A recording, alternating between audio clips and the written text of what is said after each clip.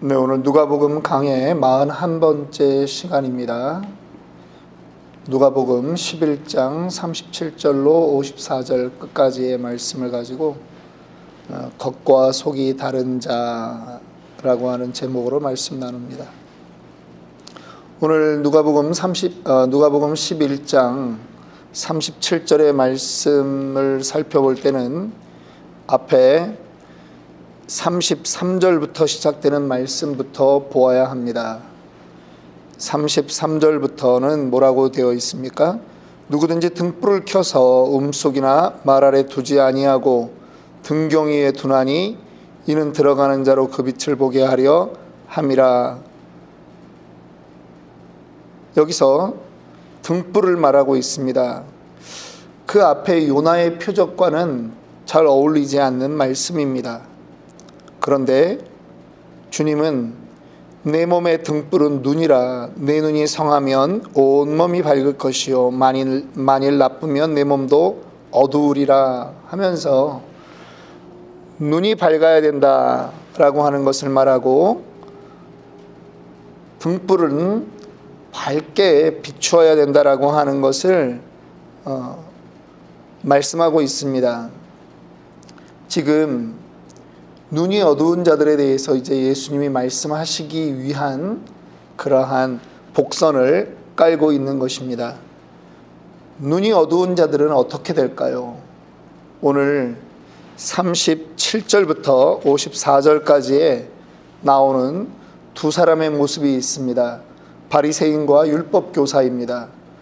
이 사람들이 자신들은 눈을 뜨고 있다고 하고 자신들은 말씀을 알고 있다라고 하지만 오늘 궁극적으로 예수님은 그들이 눈이 어두워진 자들이다, 깨닫지 못하는 자들이다라고 말씀하고 있는 것입니다.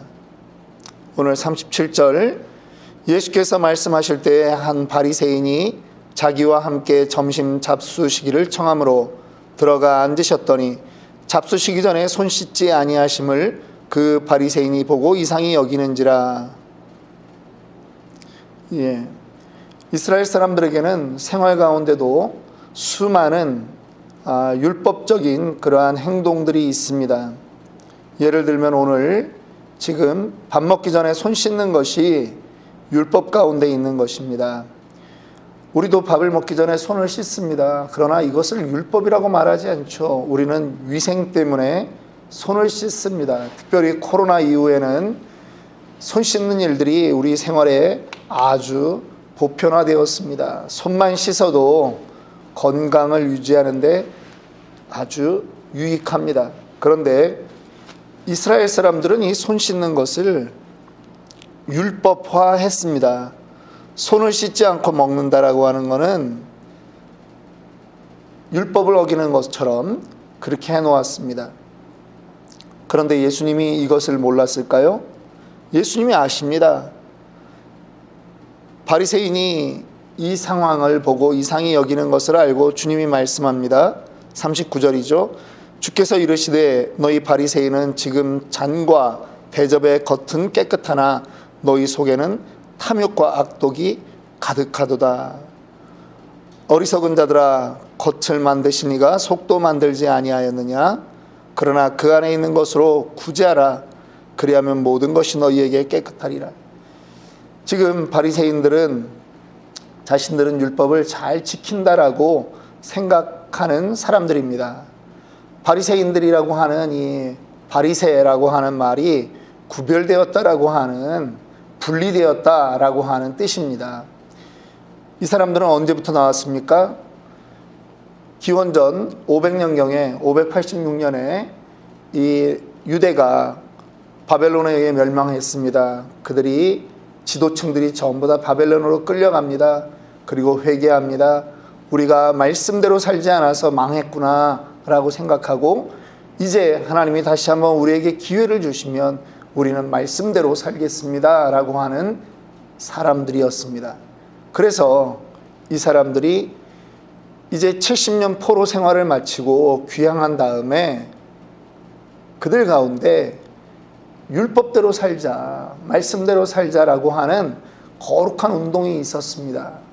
그리고 그 운동의 결과 이스라엘 가운데 한 파벌이 생겼는데 그들이 바로 분리주의자들, 바리새인들이라고 하는 것입니다. 이들은 종교 생활에 열심입니다.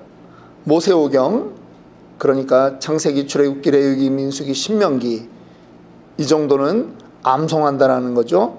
일주일에 2번 금식합니다. 하루 3번 기도합니다. 일반 사람들이 이렇게 못하죠. 그러니까 많은 사람들에게 존경을 받습니다.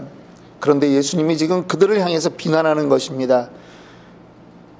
너희는 겉은 깨끗하지만 속에는 탐욕과 악독이 가득하다.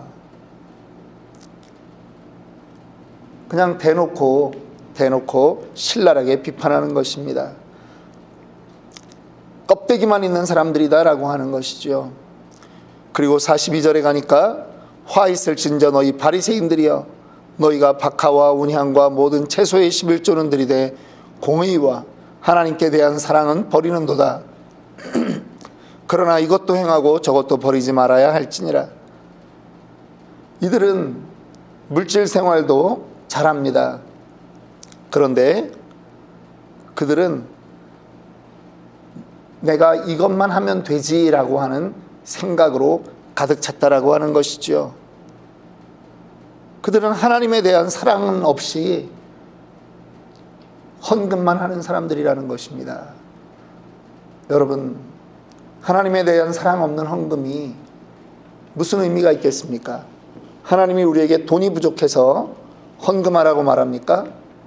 아닙니다. 하나님은 우리 마음을 보시기 위한 것입니다. 하나님을 사랑하는 사람은 자기에게 주어진 모든 것이 하나님으로부터 왔음을 고백하는 사람들입니다. 고백한다면 그대로 실천해야죠. 그런데 그들이 그렇게 하지 않았다라고 하는 것이죠. 하나님과는 무관하게 했다라고 하는 것입니다. 43절에 말씀합니다. 화 있을진저 너희 바리새인들이여, 너희가 회당의 높은 자리와 시장에서 문안받는 것을 기뻐하는도다. 화 있을진저 너희여, 너희는 평토장한 무덤 같아서 그 위를 밟는 사람이 알지 못하느니라. 예수님의 말씀은 점점 더 그들의 마음을 찌르는 것이고 점점 더 그들을 욕하고 있는 것입니다. 너희들은 오히려 그렇게 살면서 회당에서 높은 자리에 앉기를 좋아하지 않느냐? 너희들은 장터에서 인사받기를 좋아하지 않냐? 너희는 하루 3번 기도한다는 그것이 골방에서 기도하는 게 아니라 남들 있는 곳에서 손을 높이 들고 그렇게 기도하지 않냐? 나는 이렇게 살고 있습니다라고 그렇게 말하지 않냐? 라고 하는 것이죠. 역겹다라고 하는 것입니다. 그리고 계속 이어서 말씀합니다. 너희들은 평토장한 무덤 같다. 이게 무슨 말입니까? 무덤은요, 시체가 들어가 있는 곳입니다. 더러운 곳입니다. 당연히 그곳에는 이곳이 무덤이라고 하는 그러한 표시를 해 두어야 되죠. 이스라엘의 무덤은 굴을 파서 합니다. 사실은 쉽게 구별이 됩니다. 그런데 이들은 어떤 무덤이냐? 굴을 파서 만든 무덤이 아니라 그냥 땅을 아래로 파가지고 그 밑에 시체를 묻어둔 그런 평토장한 무덤과 같다라고 하는 것입니다. 그래서 사람들이 모르는 거죠. 그 위를 그냥 지나다닙니다. 무덤이 아니라고 생각하니까요. 그런데 이스라엘의 율법이 있습니다. 시체를 만져도 율법을 어기는 것입니다. 부정해지는 것입니다. 그런데 시체 위를 지금 지나다녔으니 그 위를 지나다닌 모든 사람들이 부정해진 것이죠. 더럽게 된 거죠. 오염된 거죠. 지금 바리새인들이 하고 있는 일이 바로 이러한 일이다. 아주 예수님이 신랄하게 말합니다. 또 다른 사람이 옆에 있다가 나섭니다. 한 율법 교사가 예수께 대답하여 이르되 선생님, 이렇게 말씀하시니 우리까지 모욕하심이니이다. 아니, 이렇게까지 말씀하실 수 있습니까? 라고 반문합니다. 항의하는 거죠.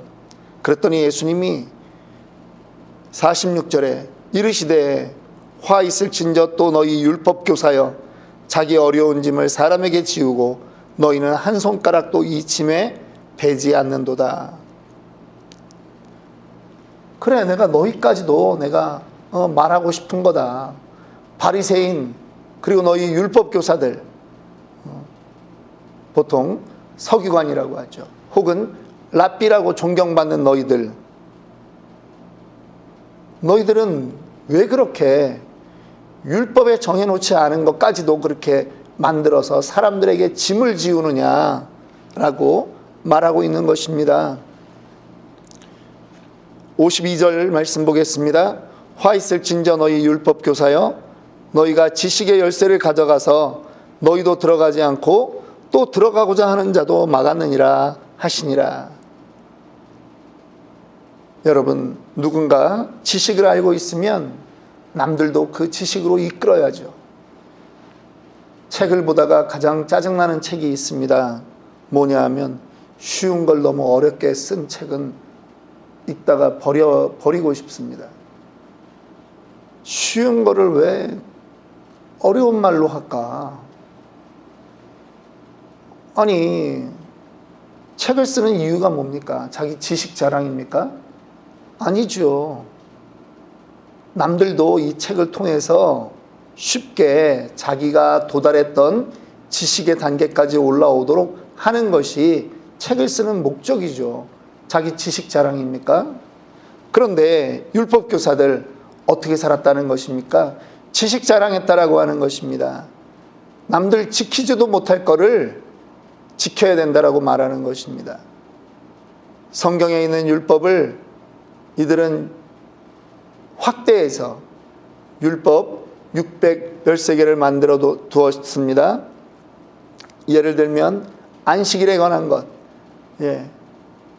안식일을 기억하여 이날을 거룩히 하라 라고 하는 10계명에 하나 나와 있는 그 말씀을, 그거를 더 확대 해석해서 안식일에는 이거는 해도 되고 이거는 하면 안 되고, 심지어는 오늘날에도 전등불은 안식일날은 끌 수 없는 거예요. 끄고 켜는 것이 노동이다. 그래서 안 된다 라고 하는 것입니다. 남들에게 지키기도 힘든 너무나 많은 그러한 율법들을 만들어 놓았다라고 하는 것입니다. 오늘 그래서 예수님이 작정하고 그들을 비난하고 있는 것입니다. 겉은 멀쩡한데, 겉은 날마다 손 닦아서 깨끗한 것처럼, 겉은 멀쩡한데 속은 그렇지 않다라고 하는 거죠.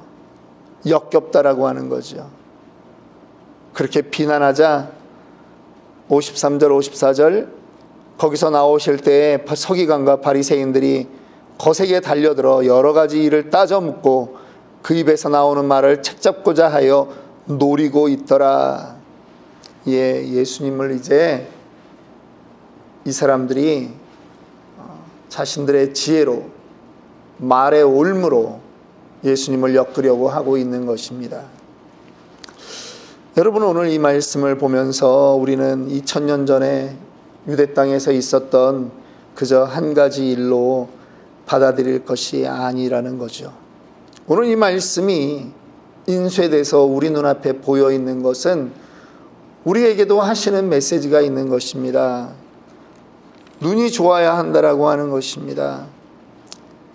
내 몸의 등불은 눈이라. 내 눈이 성하면 온몸이 밝을 것이요 만일 나쁘면 내 몸도 어두우리라. 먼저는 바리새인과 율법교사는 오늘날 누구를 말하는 것일까요? 저와 같은 목회자, 사역자를 먼저 말하겠지요. 성경을 조금이라도 더 읽었다, 더 배웠다라고 하는 사람을 말하겠죠. 교회 오래 다닌 사람 말하겠죠. 대를 이어서 신앙생활한다. 우리 집은 2대다, 3대째다, 혹은 4대째다. 그런 사람들 말하겠죠. 그런데 교회는 오래 다니고 교회에 직분은 있고 때로는 강대상에서 말씀을 전하는 그러한 자인데도 말씀의 뜻은 전하지만 그 뜻대로 못 사는 우리가 오늘 바리새인이요 율법 교사가 아니겠습니까? 말씀을 준비하고 늘 하면서 목사로서 힘듭니다. 이 말씀을 남에게 적용할 때는 너무나 편합니다. 신납니다. 그런데 이 말씀을 저에게 적용할 때는 너무나 어렵습니다. 이렇게 전해야 되는 말씀은 스킵하고 넘어가고 싶습니다. 편한 말씀만 전하고 싶습니다. 굳이 저에게 적용하고 싶지 않습니다. 그런데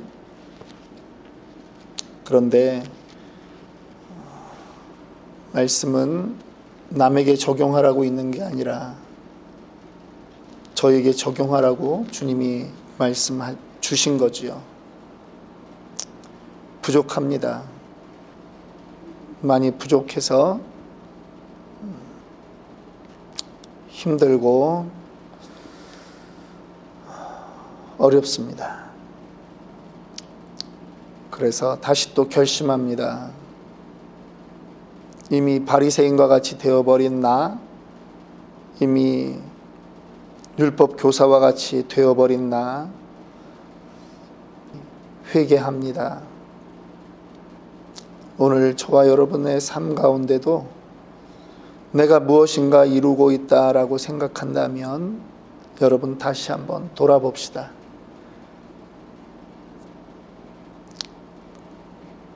주님은 우리의 행위만 강조하는 것이 아닙니다. 행위가 필요 없다는 말도 아닙니다. 이것도 취하고 저것도 취해야 됩니다. 이것도 행하고 저것도 버리지 말아야 합니다. 그래서 신앙생활이 어렵습니다. 신앙생활 저절로 되지 않습니다. 예수 쉽게 믿으려고 하면 안 됩니다. 우리는 우리를 비우고 성령으로 채워져야 됩니다. 목사가 그렇게 되지 못했을 때에 여러분 용서하시고 이해하시고 참고 기다려주시면 고맙겠습니다. 내 눈에 누군가의 그런 허점이 보일 때 여러분 용납해 주시면 고맙겠습니다. 기도하겠습니다.